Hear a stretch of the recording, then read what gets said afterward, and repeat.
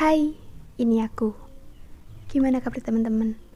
Aku harap kalian sehat dan baik-baik aja ya. Di episode 128 ini akan membahas mengenai topik It's time for 128.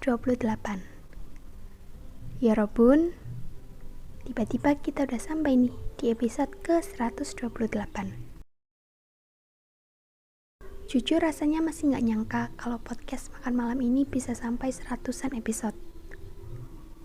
Aku seneng, aku ngerasa bersyukur dan ada rasa bangga sama diri sendiri karena ternyata bisa melangkah sampai sejauh ini. Ya Robun, aku mau mengucapkan terima kasih banyak kepada kalian. Terima kasih karena ya Robun udah jadi bagian penting dari podcast ini sejak awal sampai seterusnya. Ini beneran, kita udah sampai di episode 128. Dulu tuh rasanya kayak susah buat bisa mencapai episode 100. Kalau misalnya aku upload seminggu sekali, dalam setahun pasti cuma dapat 50-an episode kan. Nah, aku pengen bisa sampai 100 episode. Tapi kalau uploadnya tetap seminggu sekali kan artinya aku butuh setidaknya hampir 2 tahun buat dapat 100 episode. Buat mempertahankan podcast ini sampai berumur setahun aja tuh jujur gak mudah, apalagi sampai 2 tahun. Tapi bukan berarti gak mungkin ya, bukan berarti gak bisa juga. Nah, terus aku pengen nyoba nantang diriku sendiri kan buat upload podcast setidaknya seminggu 2 kali maksudnya. Kalau kayak gitu kan aku bisa tuh mencapai 100 episode let's say dalam setahun. Walaupun ada keraguan, tapi ya udah, gas aja dulu. Ternyata bisa ya Robun. Alhamdulillah. Sampai sekarang, podcast makan malam tetap bisa tayang seminggu 2 kali. Bahkan sekarang udah melebihi 100 episode.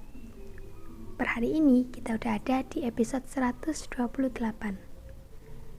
Wah. Ya Robun, terima kasih banyak. Terima kasih atas dukungannya. Aku bersyukur bisa punya ya Robun. Terima kasih. Ya Robun, tolong maafin aku ya kalau podcast ini masih jauh dari kata sempurna.